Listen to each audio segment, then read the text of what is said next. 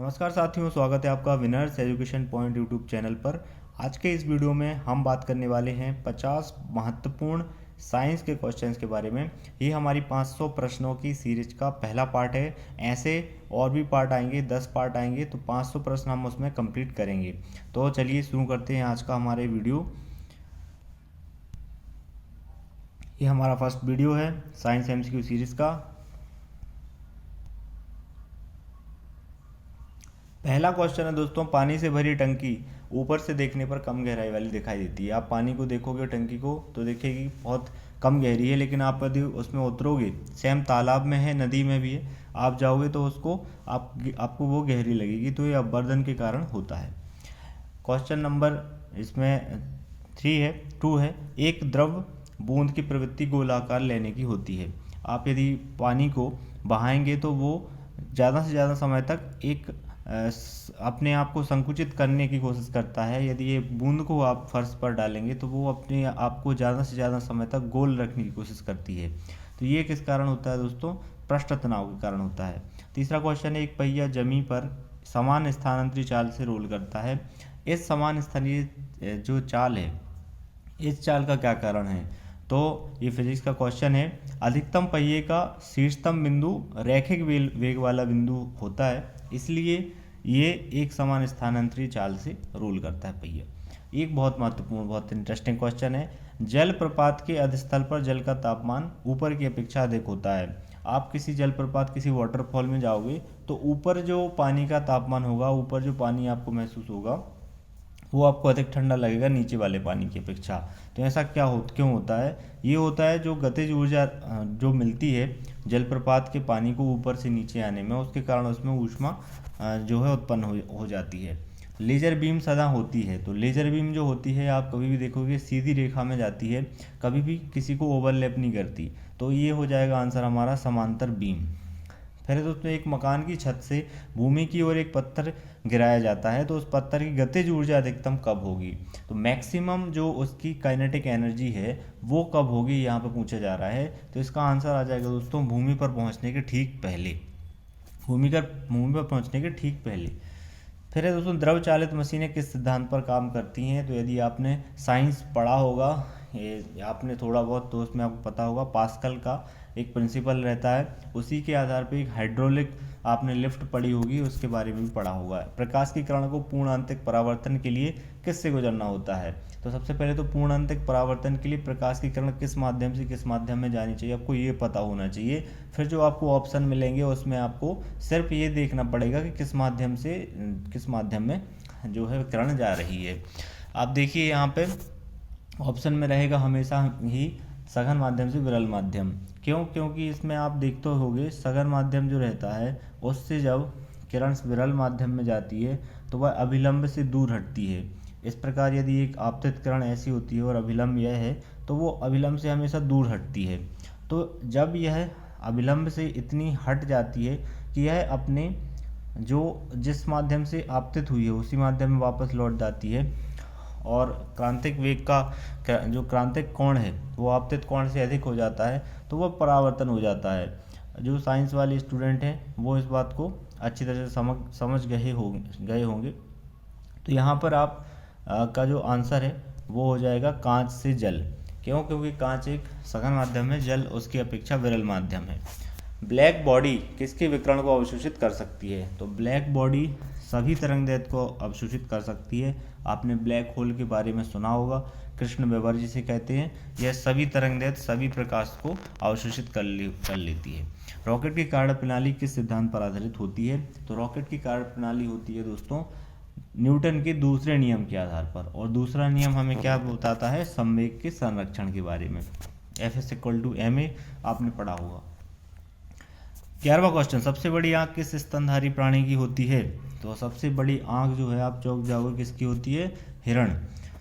फिर दोस्तों क्वेश्चन 12, आज कार्बन डाइऑक्साइड का सबसे अधिक उत्सर्जन करने वाला देश कौन सा है? तो कार्बन डाइऑक्साइड का सबसे ज़्यादा उत्सर्जन करने वाला पूरी वर्ल्ड में एक ही देश है, वो है USA, यानी संयुक्त राज्य अमेरिका। 13वां विद्युत प्रेस का आविष्कार किसने किया था? तो विद्युत प्रेस का आविष्कार किया था हेनरी सीले। और हेनरी सीले और प्रिस्टल ने ही आविष्कार जो है खोज की थी ऑक्सीजन की। नेक्स्ट क्वेश्चन, प्रतिक्रिया के बराबर व विपरीत दिशा में एक प्रतिक्रिया होती है, यह न्यूटन का कौन सा नियम है? आप बंदूक चलाते हो, बंदूक की गोली जब निकलती है तो उसी अनुपात में आप पर भी जो पीछे की तरफ एक खिंचाव महसूस होता है, किस कारण होता है? तीसरे नियम के कारण। न्यूटन का तीसरा नियम, प्रतिक्रिया की बराबर विपरीत प्रतिक्रिया होती है। कारों, ट्रकों, बसों में ड्राइवर की सीट के बगल में कौन सा दर्पण होता है जिसमें लिखा होता है objects are closer than they appear? तो ये होता है उत्तल दर्पण दोस्तों। यदि कोई मनुष्य समतल दर्पण की ओर 4 मीटर प्रति सेकंड की चाल से आ रहा है तो दर्पण में मनुष्य का प्रतिबिंब किस चाल से आता हुआ प्रतीत होगा? तो ये हमेशा आपको याद रखना है कि जो मनुष्य का इसमें प्रतिबिंब रहता है समतल दर्पण में, वो हमेशा सीधा बनता है, और यहाँ पे जो चाल रहेगी मनुष्य की चाल की अपेक्षा जो प्रतिबिंब की चाल रहेगी वो 8 मीटर प्रति सेकंड रहेगी। पानी के अंदर हवा का बुलबुला किस तरह बर्ताव करता है? पानी के अंदर बने जो हवा के बुलबुले हैं उसमें यदि आप चेहरे को आपने देखोगे तो आपका चेहरा बहुत बड़ा दिखेगा। तो ये अवतल दर्पण अवतल लेंस की तरह कार्य करता है, अवतल दर्पण नहीं अवतल लेंस की तरह कार्य करता है। फिर दोस्तों, उगते और डूबते समय सूर्य लाल प्रतीत होता है, क्यों? तो आपने तरंग दैर्ध्य के बारे में पढ़ा होगा। सबसे कम तरंग दैर्ध्य किस रंग की होती है? सबसे ज़्यादा किसकी? सबसे ज़्यादा होती है लाल रंग की। तो इसके कारण प्रकीर्णन उसका कम होता है। तरंग दैर्ध्य जितनी ज़्यादा होती है प्रकीर्णन उतना कम होता है। तो इकाइयों की समस्त व्यवस्थाओं में किस प्रकार की मात्रा समान होती है? तो ये होता है विशिष्ट गुरुत्व। 20वां क्वेश्चन है, दो समतल दर्पण एक दूसरे के 60% कोण पर झुके हैं, उनके बीच बने प्रतिबिंब की संख्या होगी? तो इसका एक फॉर्मूला होता है, आप याद कर लें, 360/θ-1। थीटा है यहाँ पे जितने का कोण दो समतल दर्पण के बीच बन रहा है। तो यहाँ पे कितने का बन रहा है? 360/60 हो जाएगा -1। तो यहाँ पे 6 - 1 यानी कि 5 प्रतिबिंब यहाँ पे बनेंगी। आप यहाँ देख सकते हैं 5 आंसर हमारा। वनस्पति विज्ञान के जनक कौन है? तो ये हैं थियोफ्रास्टस। 22वां क्वेश्चन है, निम्नलिखित में से किसमें ध्वनि की चाल सबसे ज़्यादा होती है? तो ध्वनि की चाल इस्पात में सबसे ज़्यादा होती है, 6000 मीटर प्रति सेकंड के लगभग होती है। अगला है 23वां क्वेश्चन, चंद्रमा पर एक बम विस्फोट होता है, इसकी आवाज़ पृथ्वी पर सुनाई देगी या नहीं देगी? बहुत इंटरेस्टिंग क्वेश्चन है। इतनी धमाकेदार, बहुत धमाकेदार, कई परमाणु बम भी गिर जाएं चंद्रमा पर तब भी पृथ्वी पर इसकी आवाज़ सुनाई नहीं देगी। क्यों नहीं देगी? क्योंकि बीच में कोई माध्यम ही नहीं है और ध्वनि के लिए माध्यम की आवश्यकता होती है। यदि किसी सरल लोलक की लंबाई 4% बढ़ा दी जाए तो उसका आवर्तकाल कितना होगा? तो आपने इसमें आपने पढ़ा होगा अंडर रूट आपने पढ़ा होगा, अंडर रूट का रूल, इसमें अंडर रूट एल होता है, तो अंडर रूट 4 हो जाएगा यानी कि 2। तो इसका आंसर आएगा हमेशा, आप देख सकते हैं इसका आंसर 2% बढ़ जाएगी। एक लड़की झूला झूल रही है, उसके पास एक अन्य लड़की आकर बैठ जाती है, तो झूले का आवर्तकाल कितना होगा? तो झूले का आवर्तकाल उस पर उसके जो बैठा हुआ व्यक्ति उस पर निर्भर नहीं करता है, बल्कि उसकी लंबाई पर निर्भर करती है। लंबाई बढ़ा दी जाती है झूले की तो उसका आवर्तकाल बढ़ जाएगा, लेकिन उस पर जो व्यक्ति बैठा हुआ है यदि वो है तो उसका अपरिवर्तित आवर्तकाल रहेगा। उपग्रह में समय ज्ञात करने के लिए अंतरिक्ष यात्री क्या प्रयोग करते हैं? तो ये करते हैं स्प्रिंग घड़ी, बहुत इंपॉर्टेंट। यदि किसी पिंड को पृथ्वी से 11.2 किलोमीटर प्रति सेकंड के वेग से फेंका जाए तो पिंड का क्या होगा? एक आपने एस्केप वेलोसिटी का पढ़ा होगा, एस्केप वेलोसिटी होती है ये इस तरह से होती है दोस्तों कि कोई भी चीज़ यदि इतने तेज़ी से फेंकी जाएगी तो वह जो है एस्केप वेलोसिटी के तहत वो पृथ्वी के वायुमंडल से बाहर चली जाएगी, गुरुत्व से बाहर चली जाएगी और कभी लौट के नहीं आएगी। तो यह है 11.2 किलोमीटर पर सेकंड वेग। इतने तेज़ी से यदि आप किसी को फेंक दें, किसी पे आपको गुस्सा आ जाए वैसे फेंक दें, तो वह पृथ्वी पर कभी लौट के नहीं आएगा, तो ये पृथ्वी पर कभी नहीं लौटेगा। क्वेश्चन 28, यदि किसी पिंड को पृथ्वी से 11.2 किलोमीटर प्रति सेकंड के वेग से फेंका जाए, जैसा कि मैं बता चुका हूँ। 29वां क्वेश्चन है, चौराहे पर पानी के फुहारे में गेंद नाचती है, क्यों? तो होता क्या है, फुहारे का जो पानी होता है उसका जो वेग रहता है, उस पानी का वेग जो है वो अधिक रहता है जो बॉल रहती है उसके डाले गए इस पे प्रेशर के, तो दाब कम हो जाता है उसका। इस कारण से पानी का वेग अधिक होने से दाब उसका घट जाता है। हम रेडियो की घुंडी घुमाकर विभिन्न स्टेशन प्रोग्राम सुनते हैं, जैसे आप फ्रिक्वेंसी बोलते हैं। यह किस तरह से संभव होता है? तो यह अनुनाद रेजोनेंस के कारण संभव होता है। 31वां क्वेश्चन, यदि पृथ्वी की त्रिज्या 1% कम हो जाए किंतु द्रव्यमान वही रहे तो पृथ्वी तल का गुरुत्व त्वरण कितना रहेगा? तो पृथ्वी की त्रिज्या यदि 1% कम कर दी जाए, द्रव्यमान वही रहे जो है, तो इसका गुरुत्वीय जो त्वरण होगा 2% जो है घट जाएगा, कम हो जाएगा, क्योंकि जितना ज़्यादा त्रिज्या रहती है गुरुत्व त्वरण उतना ही ज़्यादा होता है और ये डबल होता है हमेशा। यदि 2% बढ़ जाएगी तो 4% हो जाएगी, 4% यदि बढ़ाएंगे त्रिज्या को तो 8% गुरुत्व बढ़ जाएगा। ठीक है। दाब का मात्रक क्या है? पास्कल है दाब का मात्रक, बहुत इंपॉर्टेंट। कमरे में रखे रेफ्रिजरेटर का दरवाज़ा खोल दिया जाता है तो कमरे का ताप का क्या होगा? कमरे का ताप बढ़ जाएगा। कमरे का ताप क्या होगा? वो बढ़ जाएगा। बॉटनी शब्द की उत्पत्ति किस भाषा से शब्द से हुई है? बॉटनी शब्द की उत्पत्ति किस भाषा के शब्द से हुई है? ये है दोस्तों ग्रीक भाषा के शब्द से हुई है। खाना पकाने का बर्तन होना चाहिए तो ये हमेशा उच्च विशिष्ट ऊष्मा का निम्न चालकता का होना चाहिए। विशिष्ट ऊष्मा ज़्यादा होनी चाहिए और निम्न चालकता का होना चाहिए।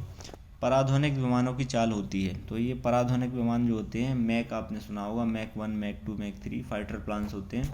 तो ध्वनि की चाल से जितना ज़्यादा अधिक होता है उतना मैक होता है। ध्वनि की चाल कितनी होती है? 332 मीटर प्रति सेकंड। यदि कोई विमान 600 मीटर प्रति सेकंड की चल रहा है यानी कि वो 2 मैक का है। भूस्थिर उपग्रह की पृथ्वी से ऊंचाई कितनी होती है? तो ये होती है 36,000 किलोमीटर। 36,000 किलोमीटर। चिकित्सा शास्त्र के विद्यार्थियों को किसकी शपथ दिलाई जाती है? तो ये बहुत इंपॉर्टेंट है। चिकित्सा शास्त्र के विद्यार्थियों को शपथ दिलाई जाती है हिप्पोक्रेट्स ओथ बोलते हैं, हिप्पोक्रेटस ओथ। तो हिप्पोक्रेटस ग्रीक के बहुत अच्छे जो है वो हुए हैं, चिकित्सक हुए हैं बहुत पुराने समय के, तो इन्हीं के द्वारा जो है ये सब चीज़ें शुरू की गई थी पहली बार। कार में रेडिएटर का क्या कार्य होता है? कार में रेडिएटर का कार्य होता है इंजन को ठंडा रखना, इंजन को ठंडा रखना। दूरदृष्टि दोष से पीड़ित व्यक्ति को क्या होता है? यहाँ पे आपको ये बताना चाहूँगा, एक होता है दूरदृष्टि दोष, दूसरा होता है निकट दृष्टि दोष। कई लोगों को इसमें कन्फ्यूजन होता है। दूरदृष्टि दोष का निवारण कैसे होगा, निकट दृष्टि दोष का निवारण कैसे होगा और ये होते क्या हैं? तो दूरदृष्टि दोष में हमेशा आप याद रखना कि निकट की वस्तु दिखाई देगी और निकट दृष्टि दोष में दूर की वस्तु दिखाई देगी, निकट की वस्तु दिखाई जो है नहीं देगी, दूर की वस्तु दिखाई देगी, निकट की वस्तु नहीं। तो इसमें निकट दृष्टि दोष एक फॉर्मूला होता है नाडू करके, आप याद कर लीजिए। जो निकट दृष्टि दोष है, एन मतलब निकट दृष्टि दोष और ए मतलब अवतल लेंस, डी मतलब दूर दृष्टि दोष, यू मतलब उत्तल लेंस। तो निकट दृष्टि दोष हमेशा अवतल लेंस से इसका निवारण होगा और दूरदृष्टि दोष का उत्तल लेंस से निवारण होगा। तो इस ट्रिक से आप इसको याद कर सकते हैं। तो इसमें पीड़ित व्यक्ति क्या होता है? निकट की वस्तुएं दिखाई नहीं देती हैं उसको दूरदृष्टि दोष के कारण, यानी दूर का तो दिखाई देता है, निकट का दिखाई नहीं देता। झरने में जब जल ऊंचाई से गिरता है तो उसका तापमान कितना होता है? बढ़ जाता है हमेशा, पहले भी बता चुका हूँ। 42वां क्वेश्चन, केल्विन तापमान में बर्फ का गलनांक क्या होता है? तो केल्विन तापमान में बर्फ का 0 डिग्री केल्विन होता है। अब आप बताइए गलनांक यदि 0 डिग्री केल्विन होता है तो क्वथनांक कितना होता है केल्विन में? कमेंट कीजिए। किस रंग की तरंगदैर्घ्य सबसे कम होती है? तो तरंगदैर्घ्य सबसे अधिक मैंने अभी बता चुका हूँ, लाल रंग की होती है, इसीलिए उसका प्रकीर्णन कम होता है। प्रकीर्णन जितना कम होता है मतलब तरंगदैर्घ्य उतनी ज़्यादा है, तो तरंगदैर्घ्य सबसे कम होती है बैंगनी की और इसीलिए इसका प्रकीर्णन सबसे ज़्यादा होता है।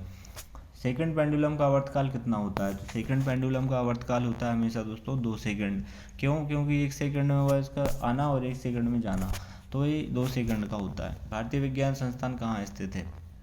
यह है दोस्तों IIS, Indian institute of science, Bangalore. मनुष्य के शरीर का ताप होता है तो ये होता है 37 डिग्री सेल्सियस यानी 98.6 फ़ारेनहाइट।